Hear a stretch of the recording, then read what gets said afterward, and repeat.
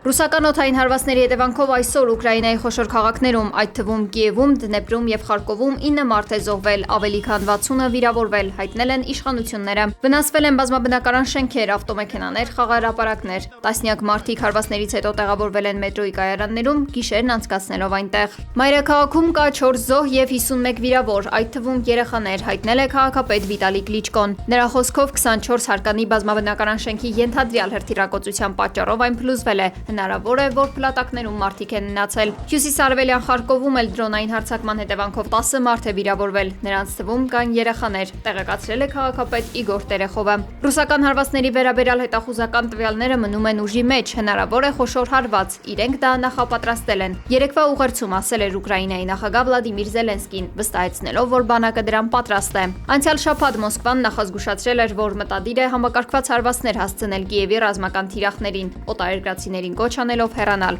Առավոտյան ուկրաինական հրթիռներն անմիջապես սկսել են հակահարվածները, հարվածներ են հասցվել Ռուսաստանի Բելգորոդի մարզին։